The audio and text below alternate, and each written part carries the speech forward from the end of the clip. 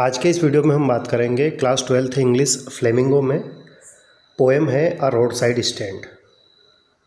इसके question answer को हम देखेंगे। ठीक है, चलिए शुरुआत करते हैं पहले क्वेश्चन की ओर। साथ में एक जानकारी मैं आपको पहले ये दे दूं कि पिछले वीडियोस यदि आपने नहीं देखे हैं तो मैंने प्लेलिस्ट बना रखी है और उन प्लेलिस्ट की लिंक भी मैं डिस्क्रिप्शन में दे दूँगा, तो वहाँ से भी आप उन प्लेलिस्ट को देख सकते हैं, जिसमें राइटिंग स्किल, ग्रामेटिकल पोर्शन और क्वेश्चन आंसर, ये सारी चीज़ें आपको मिलेंगी। चलिए पहला क्वेश्चन है, why do the people who run the road side stand wait for the squeal of brakes so eagerly. कविता में हमने ये देखा था कि रोड साइड स्टैंड मतलब रोड के साइड में एक स्टैंड है, मतलब यहाँ हम इसको यूँ कहते हैं कि एक दुकान है और कारें जो जाती है उनके ब्रेक्स की जो आवाज़ आती है उसको बोलते हैं स्क्विल्स ऑफ ब्रेक्स।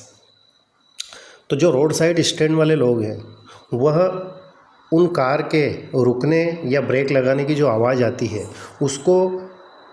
उसका उत्सुकता से इंतज़ार क्यों करते हैं, ये हमने पढ़ा हुआ है।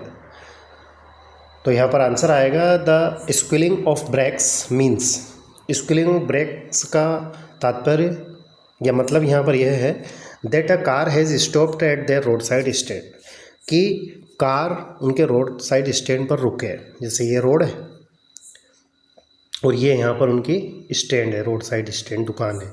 यहाँ पर कोई कार रुकेगी और उनके पास आएगी और वो कार में से उतरने वाले लोग जो हैं वो उनकी दुकान से, उनके स्टैंड से कुछ खरीदेंगे।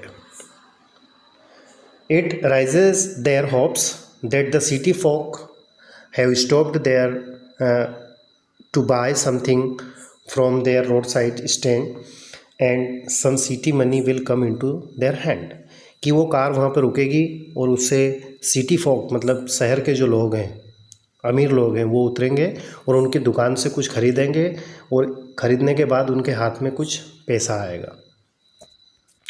नेक्स्ट क्वेश्चन की ओर चलें। क्वेश्चन नंबर 2 है, explain soothed them out of them wits with reference to the poem the road side stand.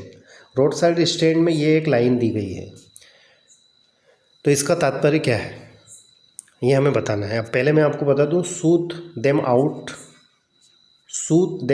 Of their weeds का मतलब ये है कि उनकी बुद्धि को शांत कर देना। ठीक है ना। अब कविता में हमने ये पढ़ा हुआ है, तो इसका तात्पर्य क्या है देखते हैं। The powerful man approached the country folk with false promises of providing them with better living condition and a better life. Powerful man जो शक्तिशाली लोग हैं, जो अमीर लोग हैं, जो रिच पॉलिटिशियन हम कह सकते हैं, अमीर राजनेता जो हैं, वह कंट्री के जो गरीब लोग हैं, है ना, उन लोगों के पास जाते हैं, उनसे फाल्स प्रोमिस करते हैं, झूठे वादे करते हैं और उन्हें ऐसा दिलासा देते हैं, ऐसे फाल्स प्रॉमिस करते हैं कि वह उनकी कंडीशन से बेटर लाइफ स्टाइल उनको प्रोवाइड करेंगे। These innocent and simple rustics repose blind faith in their false claims and feel soothed there satisfied. ये जो मासूम लोग सिंपल रस्टिक्स हैं, सिंपल रस्टिक्स मतलब वही पीड़ित लोग, देहाती लोग, मतलब अनपढ़ लोग, मूर्ख लोग भी हम इनको कह सकते हैं, जो मासूम भी हैं। क्यों? क्योंकि उनको पता ही नहीं है कि हमसे झूठे वादे किए जा रहे हैं और उन झूठे वादों की बदौलत लोग उन पर ब्लाइंड फेथ करते हैं। ब्लाइंड फेथ मतलब अंधविश्वास रखते हैं और वो ये भी समझते हैं कि हम संतुष्ट हैं। ठीक है ना। अनजाने में उनको ये महसूस होता है कि हम इन झूठे वादों से संतुष्ट हैं और उनका जीवन वो वैसे ही निकाल देते हैं अंधविश्वास में। They fail to see through their crookedness and selfishness, और इस चीज़ को समझने में वो असफल रहते हैं, उनकी जो कुटिलता है और उनका जो स्वार्थ है। किनका? जो रिच पीपल या रिच पॉलिटिशियन है, उनके फाल्सहुड है ना, या फाल्स प्रोमिसेस को समझ नहीं पाते हैं। क्वेश्चन नंबर 3 की ओर चले। Why does Robert Frost sympathise with the rural poor. Sympathy मतलब सहानुभूति। तो रॉबर्ट फ्रॉस्ट जो इस कविता के कवि हैं, उनको गरीब ग्रामीण लोगों से सहानुभूति क्यों है? Robert Frost feels an unbearable agony at the plight of the rural poor. Unbearable का मतलब होता है असहनीय, पीड़ा है उनको। एग्नी का मतलब होता है पीड़ा। तो रॉबर्ट फ्रॉस्ट जो कवि हैं, उनको ग्रामीण लोग, जो गरीब ग्रामीण लोग हैं, इन लोगों के साथ असहनीय पीड़ा है, सिंपैथी है, सहानुभूति है। क्यों? Who are ignored and neglected by the rich politician. जो कि मतलब जो कि कौन? वह गांव के लोग, गरीब लोग, जो कि अमीर राजनेताओं से इग्नोर्ड हैं और उनको नेग्लेक्ट किया जाता है।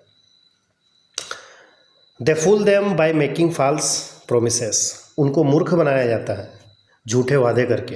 And then fully exploit them to shoot their own selfish interest. और स्वयं के स्वार्थ के लिए उनका पूरे तरीके से शोषण कर लिया जाता है ऐसे गरीब लोगों का। स्पॉइल्ट मतलब शोषण करना। क्वेश्चन नंबर 4 की ओर चलें। What was the plea of the folk who had put up the road side stand. Plea मतलब हम कहते हैं ना कि दर्द में कर्राता हुआ।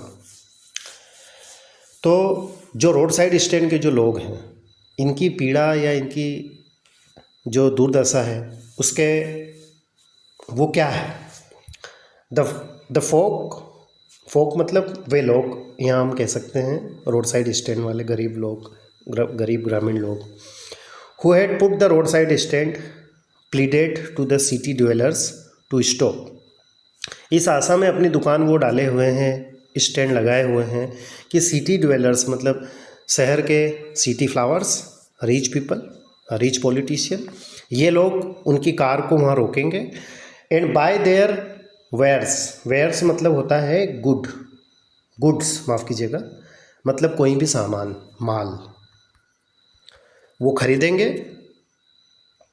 सो as to enable them to earn some extra money for a decent living. ताकि उनके पास कुछ पैसा आएगा, जब वो कुछ सामान उनसे खरीदेंगे तो गरीब लोगों के पास पैसा आएगा और फिर वो एक अच्छा जीवन व्यतीत करेंगे उस पैसे से, पैसा कमाने के बाद। The money that these folks would earn from the rich people would help them to lead a better life. इन शहरी लोगों से, इन अमीर लोगों से, रिच पीपल्स से जो पैसा इनके पास आएगा, इससे वह अपना जीवन और बेहतर तरीके से जीवन यापन करेंगे। क्वेश्चन नंबर 5 है, what is the childish longing for the folk who had put up road side stand. Why is it in vain. Longing का मतलब होता है लालसा, चाइल्डिश लॉन्गिंग मतलब बचपन की लालसा। तो चाइल्डिश लॉन्गिंग क्या है, और यदि है तो वो फिर व्यर्थ क्यों है? VAIN मतलब व्यर्थ। आंसर होगा the childish longing the poet refers to is dreams and desires of the rural folk. इनके जो सपने हैं, इनकी जो इच्छा है, किनकी? इन ग्रामीण लोगों की। तो कवि की चाइल्डिश लॉन्गिंग इन लोगों के प्रति क्या है? Who have a child like longing for a better life. उनकी भी एक चाइल्ड लॉन्गिंग है, बचपन से लालसा है कि वह अच्छा जीवन व्यतीत करेंगे। That they hope to live the help from the city dwellers. और वह भी आशा रखते हैं कि शहर के जो रिच पीपल हैं या पॉलिटिशियन हैं, वो उनकी मदद करेंगे। Their longings is in vain. उनकी जो लालसा है यह व्यर्थ है। Because the city folk are not living to help them. क्योंकि शहर के जो लोग हैं, रिच पीपल हैं, वह ऐसी इच्छा नहीं रखते हैं कि उनकी मदद करें। And so their childish longings are not likely to be fulfilled. इस प्रकार से उनकी जो चाइल्डिश लॉन्गिंग है वो कभी पूरी नहीं हो सकती। क्वेश्चन नंबर 6 है, Y didn't the polished traffic stop at the road side stand. Polished traffic मतलब चमचमाती हुई जो कारें हैं वो उस रोड पर क्यों नहीं रुकती हैं, रोड साइड स्टैंड पर क्यों नहीं रुकती हैं। The polished traffic conveniently overlook the road side stand and do not stop there as their mind is focused only on their destination. उस कार में बैठे हुए लोग जो हैं, उनका ध्यान जो है वह उनके गंतव्य स्थान पर रहता है, इसलिए वो रोड साइड स्टैंड की ओर नहीं देखते हैं। डेस्टिनेशन मतलब गंतव्य। मोर ओवर, इसी बीच या इसके अलावा, इसके अतिरिक्त, they were critical of poor decor of the stand, its artless interior and paint. और रोड साइड स्टैंड जो बनी हुई है वो आर्टलेस पेंट से बनी हुई है, मतलब बेतरतीब रंग है उसका, क्योंकि गरीब लोगों ने अपनी दुकान बना रखी है तो उधर वो देखना भी पसंद नहीं करते हैं, ठीक है ना, रंगहीन है इस प्रकार। क्वेश्चन नंबर 7 की ओर चले। What news in the poem a road side stand is making its round in the village. कविता में लिखा हुआ है कि एक खबर आई है, तो कौन सी खबर आई है गाँव के लोगों के लिए। The news making its round is about the resettlement of the poor. गरीबों का फिर से रीसेटलमेंट किया जा रहा है, मतलब उनकी व्यवस्था की जा रही है। Rural people who will be resettled in the villages. गरीब लोगों के लिए गांव बसाया जाएगा।